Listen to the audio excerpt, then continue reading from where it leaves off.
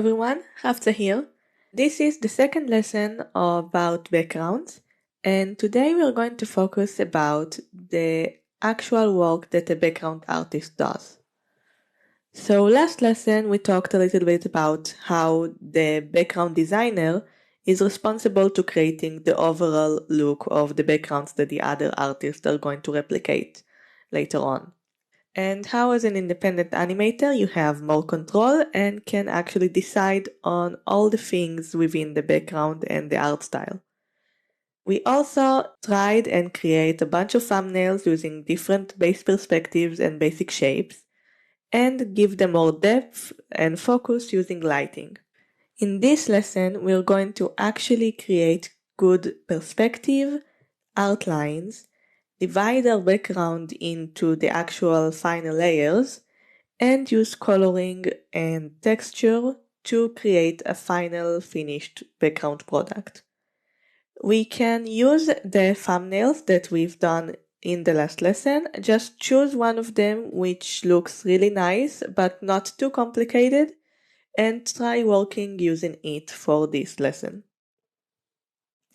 With the final lesson, we focused more about quantity than quality because we want to try and understand how we're creating good perspective and good proportions using the composition lines. But now we want to actually focus about creating a finished looking product, unlike just understanding the base behind it.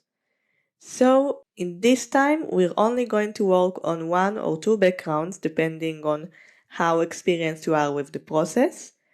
And again, we don't really want to stress too much about it. If you're new to creating backgrounds, if you've only done characters up until now, it's okay to just use basic shapes. And if your perspective is still unclear, that is fine. We're going to work on that a lot in the storyboard and the actual animation lessons.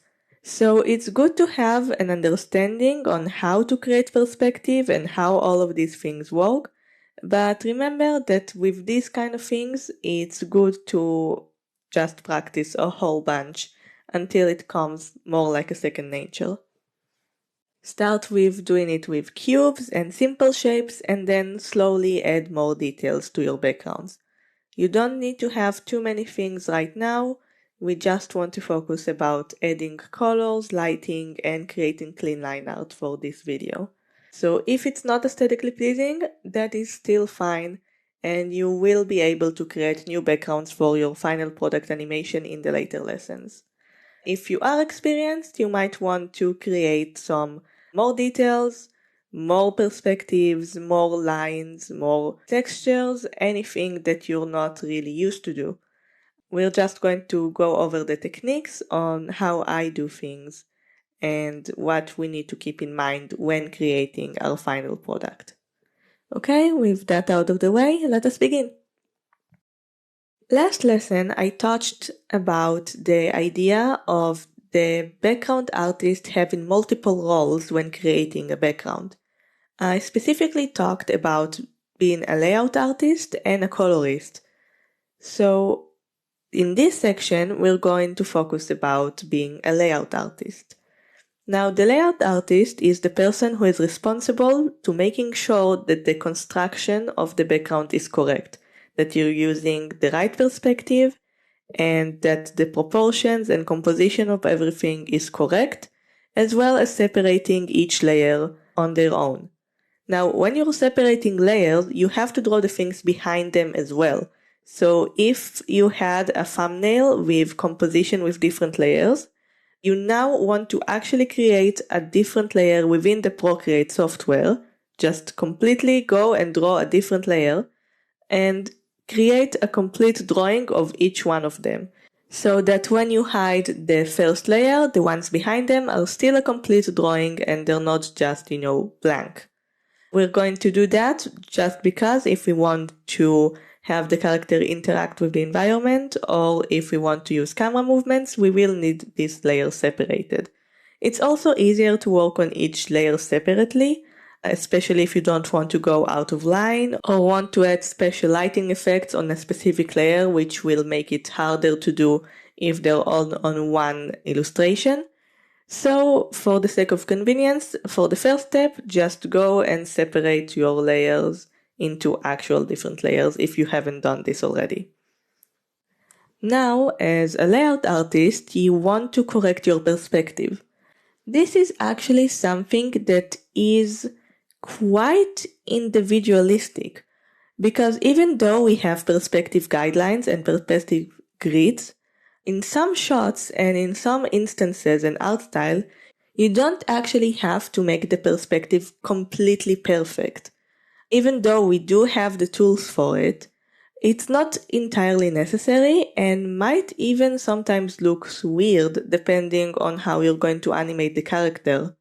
Because we're not using 3D environments, which let us move the camera however we want, and have the perspective correspond to the character.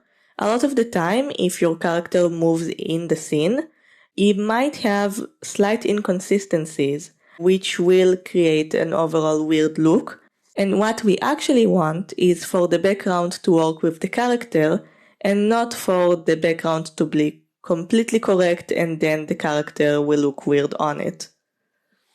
Of course, it's the job of the animator to match the character to the perspective, but we're going to see later on that for some camera movements we're going to have layouts that has really weird perspectives and sometimes don't actually follow a single perspective at all.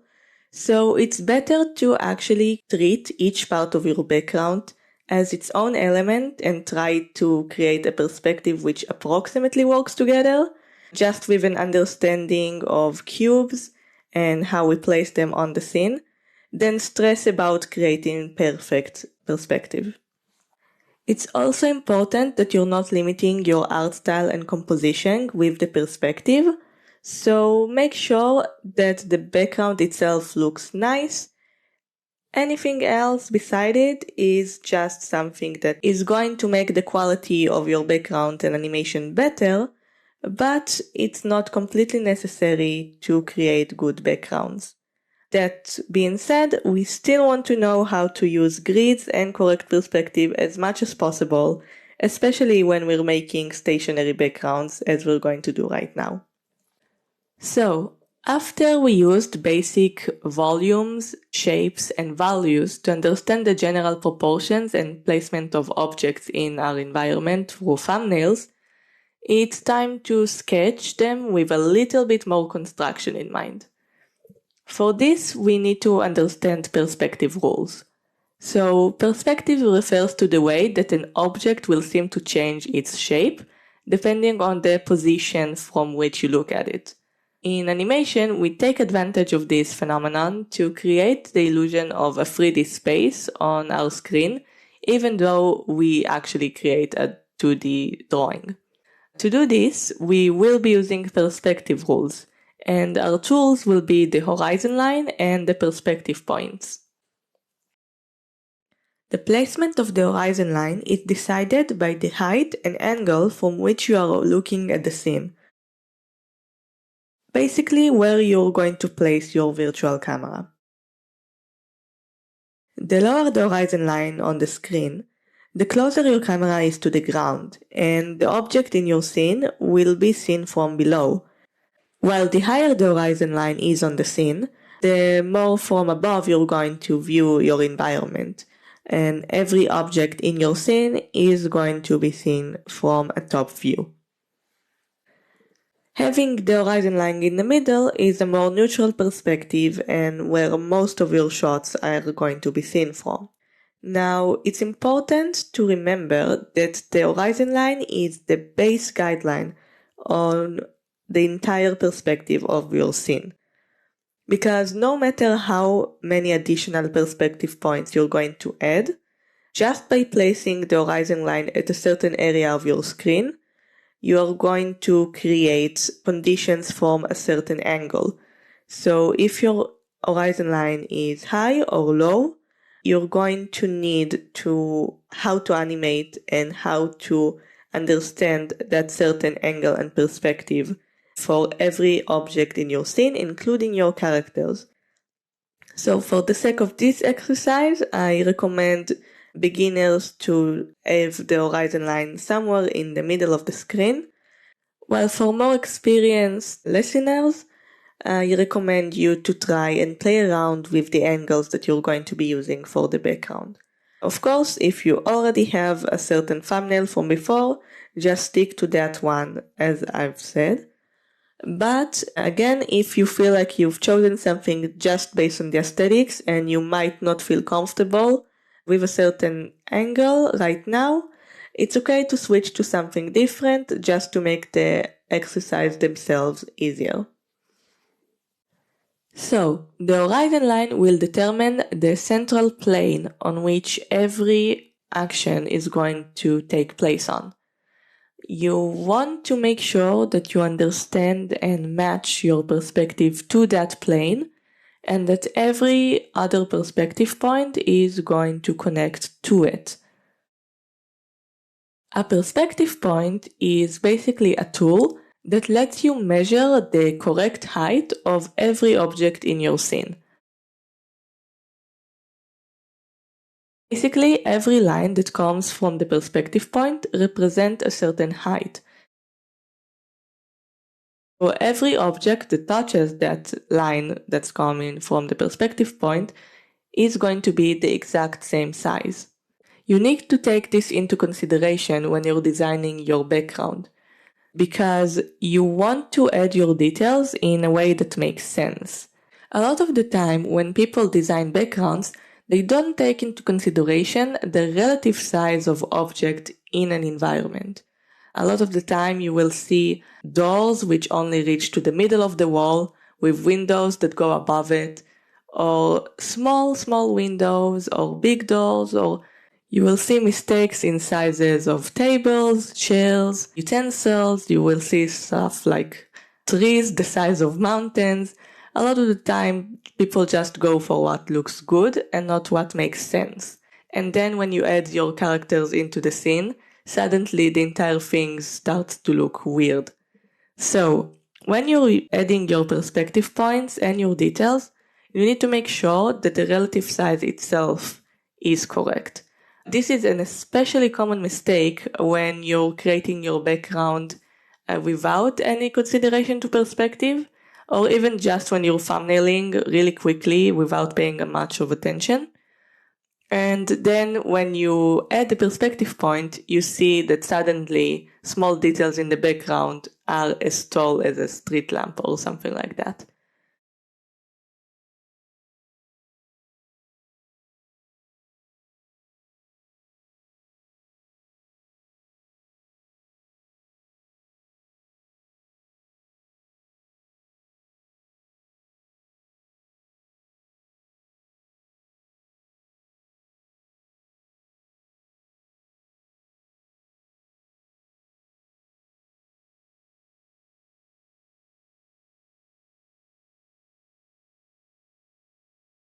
First we had our thumbnail, which is all good and well, and maybe even the perspective is mostly correct.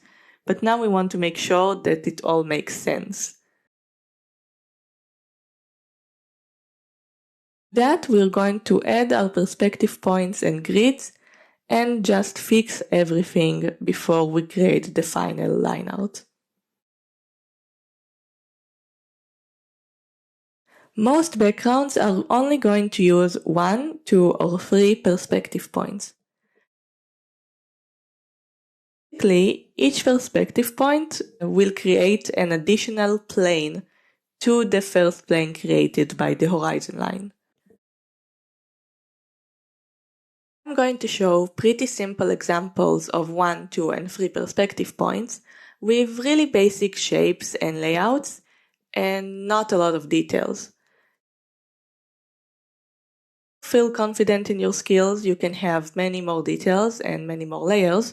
And if you feel like you're still a beginner, you can just work with cubes, spheres, and cones.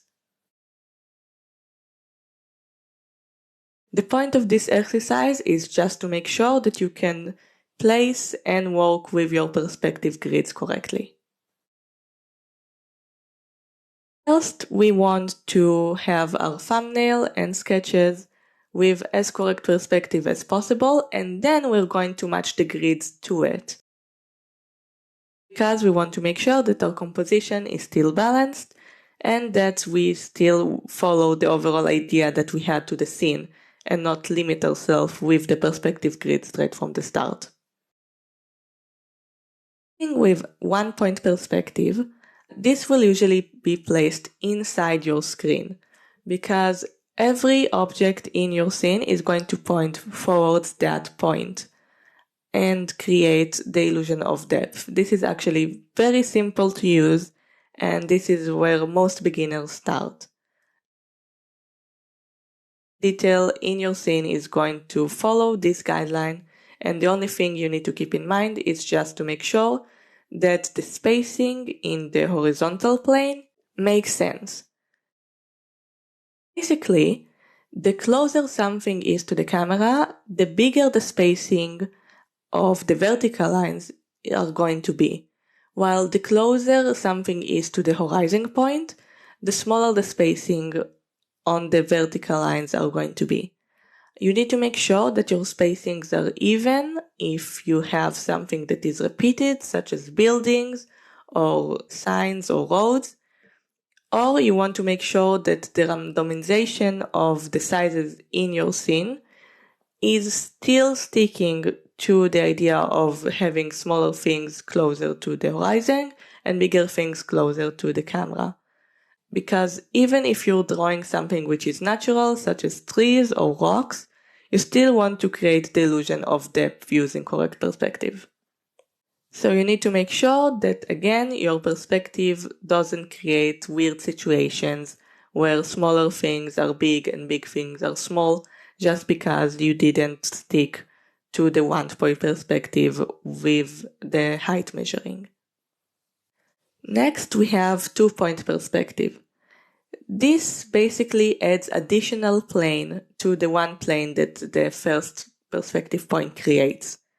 This basically lets you draw better cubes, essentially.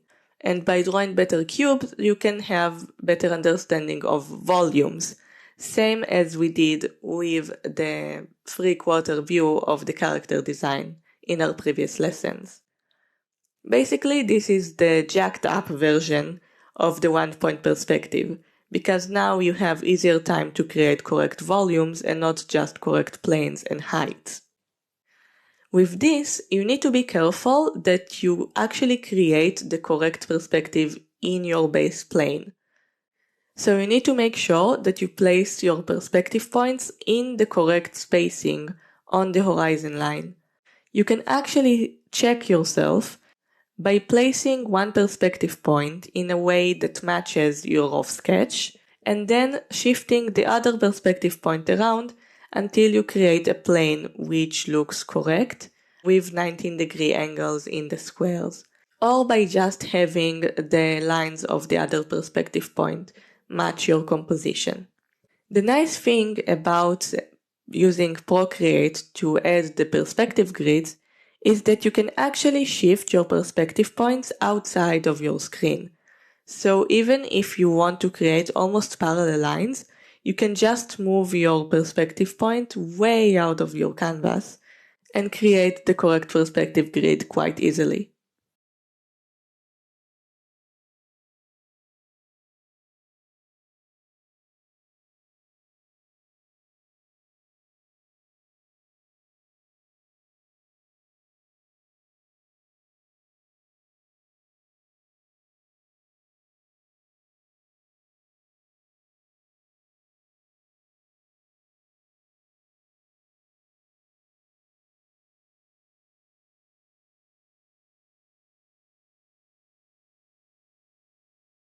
Background that we see quite a lot in animation is the 3-point perspective.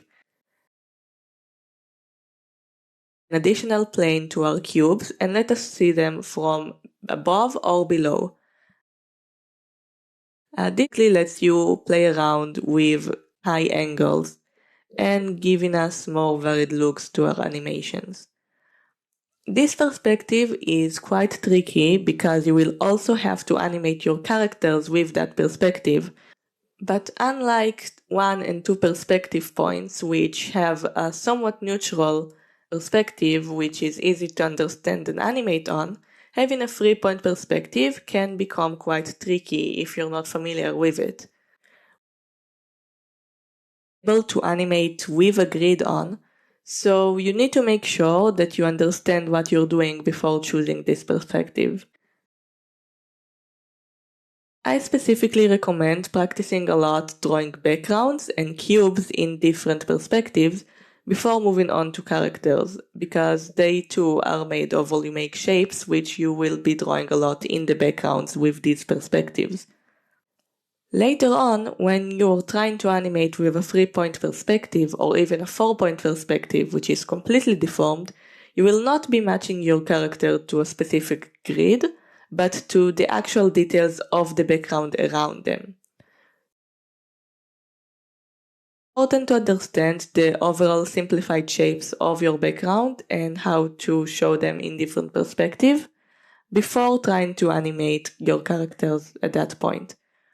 Still, if you feel confident, by all means go and try and practice that, because it will be very useful to creating cinematic animations later on.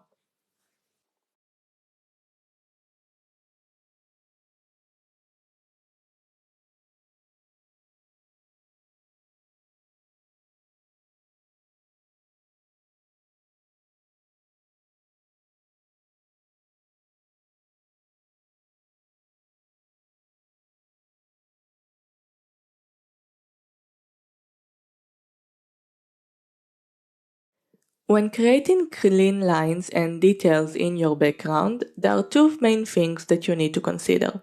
First is the distance of the object from the camera. As I mentioned in the last lesson, the closer an object is to the camera, the bigger it will be and the more space it's going to take on the screen. In order to keep the composition interesting, show details, and create interest in the background, we want to have more details when drawing object closer to the camera. Basically, the closer an object is to the camera, the more detailed it will be. By giving more details to the foreground elements and giving less and less details in the midground and background levels, you can create more depth in your shot the same way that we did with values. This also helps you save time, because you will usually only see the shot for a few seconds, and you don't want to waste a lot of time and energy on small details in the background which will not be properly seen. The second thing we need to consider when detailing and cleaning our background is that, same as with values, the amount of details in a certain area can create contrast, which creates a focus point that draws the eyes. This is the concept of blank spaces, where areas with many details contrast with areas with a low amount of details and create a point of interest. This is usually where you're going to place your character actually, because you want to make sure that they have a clear contrast with the background. So if your character design itself is very complex, you want to put it in an area without any details in it, so that it can be properly seen. While if you have a character design which is very simple, contrasting it on top of an area with a lot of details might be more interesting for the composition. You can also take advantage of the fact that the amount of details create contrast and direct the eye of the viewer to certain points of contrast which point in a certain direction or area on the screen. If you're at a point where you're trying to create a specific background for a specific shot with your character in it, consider detailing your background in a way that creates focus directly onto the character, and not just creating a nice looking background which is convenient to use later on and not completely matches your character. But we will see more of that in the storyboard and actual final product stages, so you don't have to be worried about that right now. When you're cleaning up your background, the quality of your lines is actually pretty important, unless you, of course, are not going to use lines in your final background. The thickness and the amount of details in the lines itself can actually give additional depth to your background. In general, I myself don't like the look of completely straight dead lines, and having line thickness or squiggling in the line itself can give your background a lot more details and a much more organic feel, especially if you're aiming to draw something which is natural, such as rocks or trees or vegetation in general, and you don't want to have something which is too rigid and static. Still, by making a base with the Animation Assist tool and then going over it with a free line, you can have the best of both worlds and just have a correct perspective with nice looking lines on top of it. If you're aiming for a lineless background, you still might want to create your baseline in that method, just to make it so that you're not only looking at completely straight lines which don't give a lot of room to additional details and textures within, on top of which you're going to apply your colors.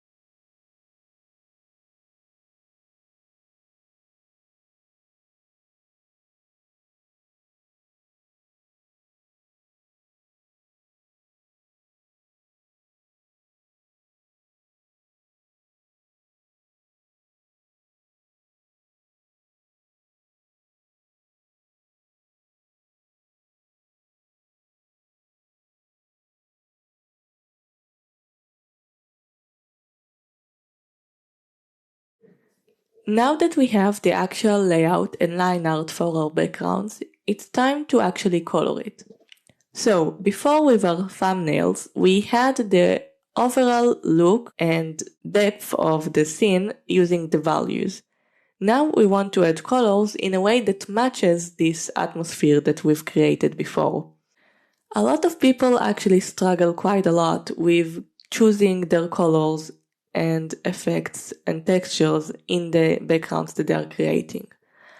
And this is because the properties of colors are not something that are very intuitive, but we do need to understand them in order to make sure that we choose the correct colors which match what we're trying to create and which are actually going to be pretty and look nice with each other. In order to choose the correct color, we need to actually consider the three characteristics of color itself, which are hue, saturation, and brightness.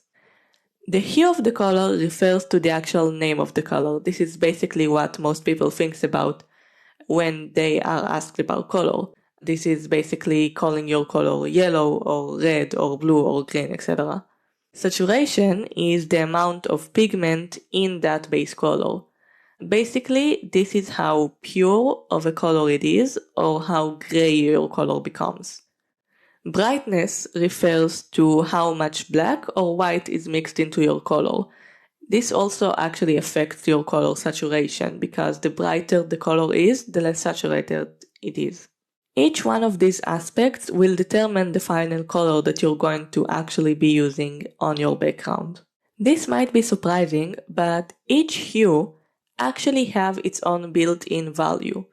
If you're unfamiliar with colors, you might have thought that just by selecting your colors from the top area of your color palette wheel, you're choosing bright colors. But actually, each color has its own inherent value.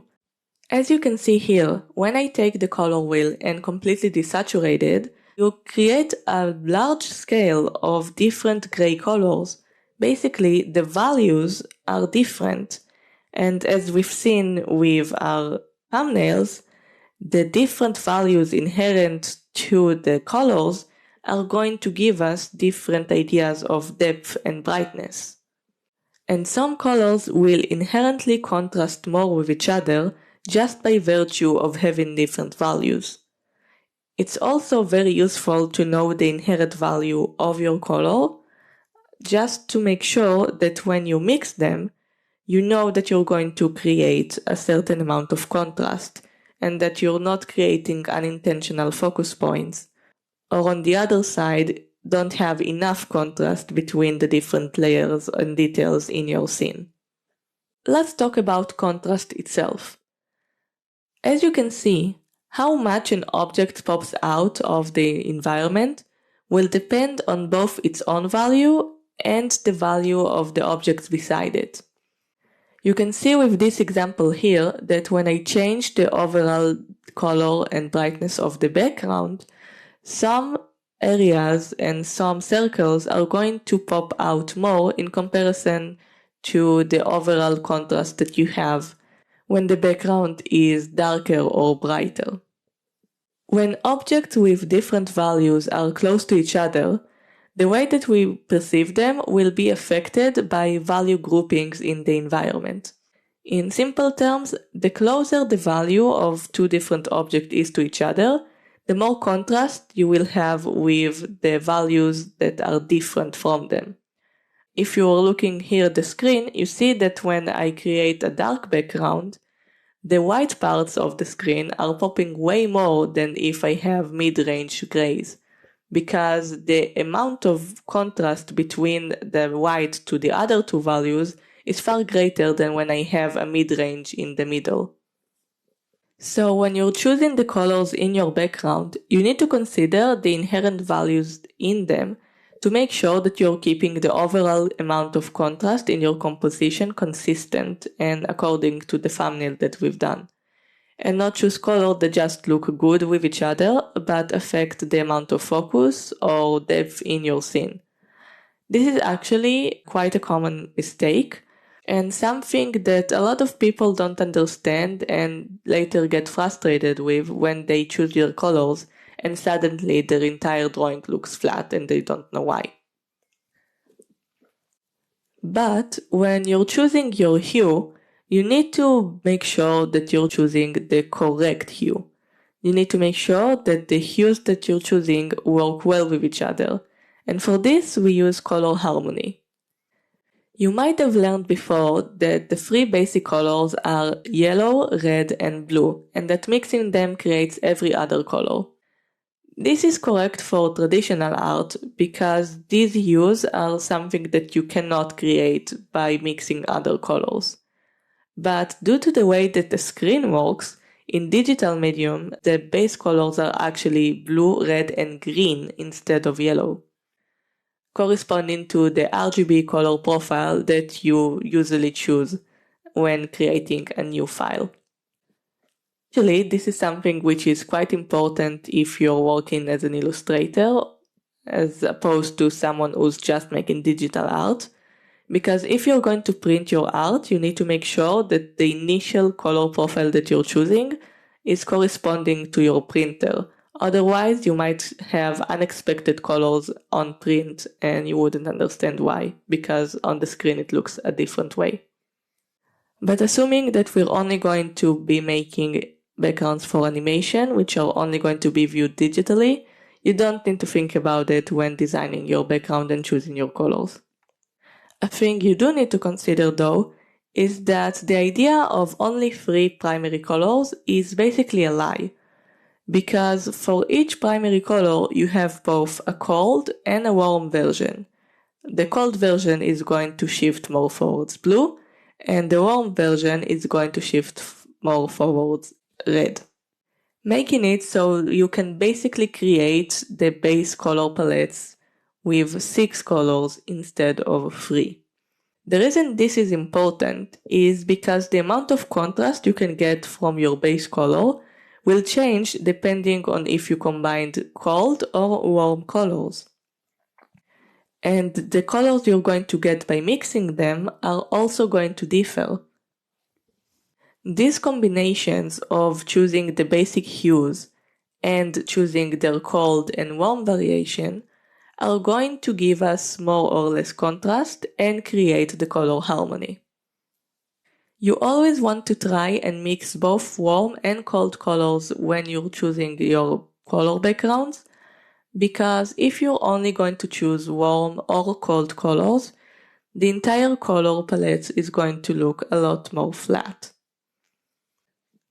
Of course, I'm not talking about just randomly adding colors from the opposite side of the color wheel, but making small shifts in the base color of your scene to have more variation and range within the base color palette that you chose for it, even if you're only going to use blues or greens or reds or yellows or any other colors.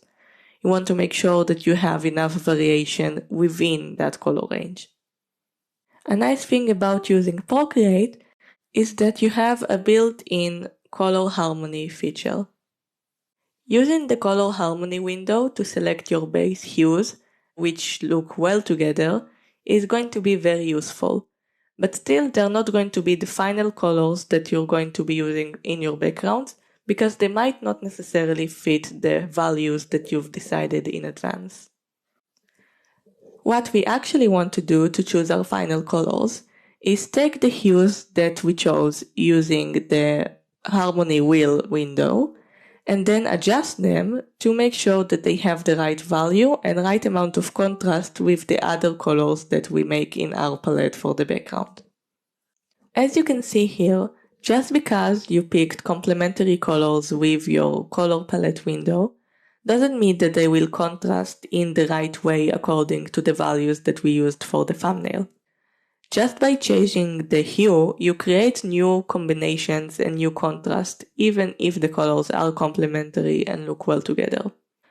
When I choose the final colors to my project, I first select the general palette using the harmony wheel, and then adjust the inherent value of each shade through the saturation and brightness in the value window. Sometimes I actually use the value option in the color window straight from the beginning and just mix the RGB profiles until I get the right colors that I want.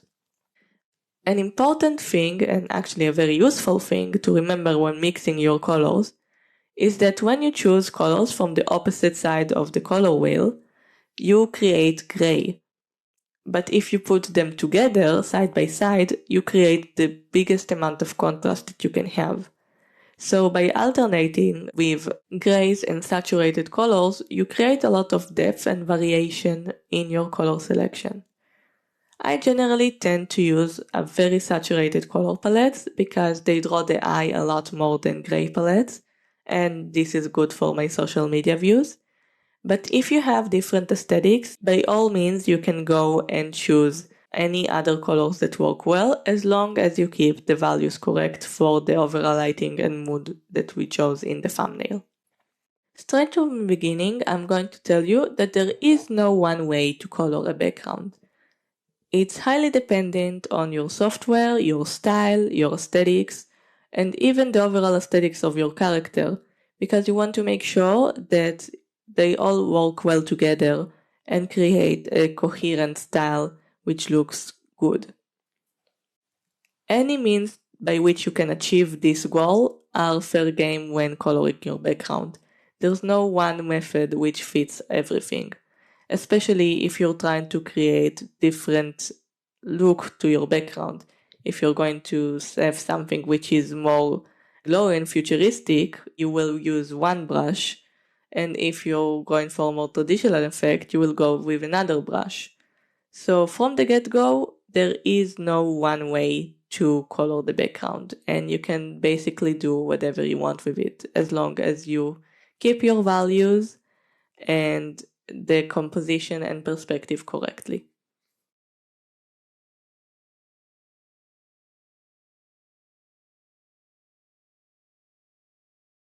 That being said, there are certain shortcuts that you might want to use when designing your scene, because the way that the audience is familiar with the actual real life aesthetics and real life phenomenon will affect the way that they're going to perceive your scene. So something like the setting of the scene, the lighting, the time of day will affect your color choices. For example, a sunny day will look completely different from a stormy day, and daytime will look completely different than nighttime.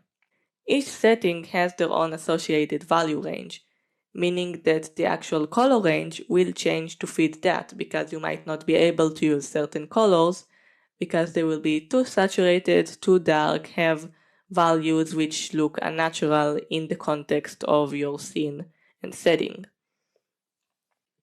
You want to use colors which are familiar to your viewers, because certain lighting condition will automatically translate to familiar association that they already have with their experience in life.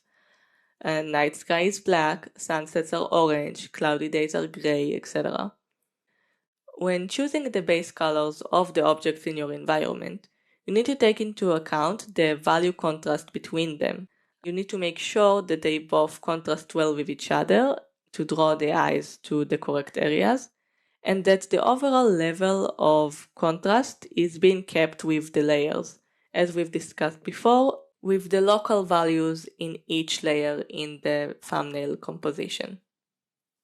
If you know that your background is going to be used in multiple shots in multiple lighting situations, you need to make sure that your base colors are somewhat neutral and that the additional lighting that you're going to add to them won't change the actual value of the color too much. Up until now, we've basically created our background with the idea that they're only going to be used once and in one situation for one production. But a lot of the time you will see backgrounds which are going to be used multiple times in multiple scenarios. You see that a lot with shows or with movies which has recurring locations. In these instances, the actual lighting and overall value and atmosphere of the shots are not going to be determined by the base color of the background, but by the additional compositing that we're going to add to the scene and the later production stages of the animation. I myself don't tend to do that a lot because most of my stuff is one use only, but it is important to have a pretty solid understanding of the base colors of your background and the inherent values to them, because you don't want to create a situation where your additional lighting source will completely transform the amount of contrast that you have in the scene just because you added a filter which altered the amount of inherent value that you have to your objects in the background. This sounds kind of vague, but basically you need to remember that if you choose one color for a certain lighting situation, it might create a different contrast in a different lighting situation. You want to make sure that every object in your background is consistent when you're switching the lighting situation. Otherwise, you might risk making the entire background seem like separate locations. The exception to this rule, though, is when the light source is in your background itself. because it will have great contrast when it's turned on and off. You see that usually with the entire atmosphere changing from night and day. Once you choose your colors though, you can use any technique you like to actually add the colors to your background. The tools will create a different impression in your style and will change the overall look. And I specifically like to use a lot of layer modes because it gives you a large amount of freedom to make many adjustments to your background coloring. You can also take advantage of the Procreate software tools, such as the brush textures and the transform tools, to make it easier for you to add textures and details easily just by shifting your brushes around and making sure that they match the perspective of the objects in your scene. The important thing to remember when coloring your background is that you're not actually creating an illustration, but this is part of a whole production. You need to test the background against your character to make sure that the character style and colors work well together. I usually just import my characters from my character design folder to the backgrounds and adjust the coloring of both of them as necessary until they look good. This is something that I can do because this is independent production, but if you are constricted by your client, you just want to make sure that you have all the materials and try and create the best composition and color choices that you can, while still keeping your client happy. If there are other people on the team though, it will be their job to make sure that the backgrounds and characters work well together. When making your final background, you need to remember that you need to plan the background layers for the character and camera movement within it. Your character is going to walk in front or behind part of your scenes and interact with objects in the environment. And the camera movement is going to reveal different details at different times. So you need to make sure that each layer is complete and has all the necessary details to make the camera movement or character interaction that you want to have in the scene. To properly move parts of your background around and make sure that your character can interact with the objects within it, you will need to make different elements on different layers, as we've discussed before. You need to separate your background, midground, and foreground so you can move around your camera and characters without any issues. You need to also create different layers to different objects if you know that you're not going to shift their perspective in the scene, because if you want your character to interact with them, you need to make sure that you have a blank space behind the object. Otherwise, your character is just going to duplicate the object in the background. The exercise in this lesson, if you haven't been following along, is to take one of the thumbnails from our last lesson and actually turn them into a complete background illustration. In this exercise, you get to experiment with your aesthetics and the brushes that you use, but still try and keep your colors harmonic and correct, and try and stick to the lighting effects and values in your environment. When you make this exercise, make sure that your composition stays clear and that your scene still holds depth. You want to add your details with the correct perspective and try and make sure that you don't have too many tangents and that the spacing between the objects in your environment are aesthetically pleasing. So don't add too many details in the same small areas. You want to have good readability and contrast with your color choices and shape selections. When creating your final background, make sure that you separate the different levels of your depth of field into different layers, and that if you have any specialized universal lighting, you keep them as a separate layer to be added later in compositing, as we're going to use them in the later lessons. To summarize, In this lesson, we learned how to find our perspective and construct our backgrounds using grids and horizon line and perspective point, how to choose colors and apply them to our scene, and how to color and plan our background for actual production.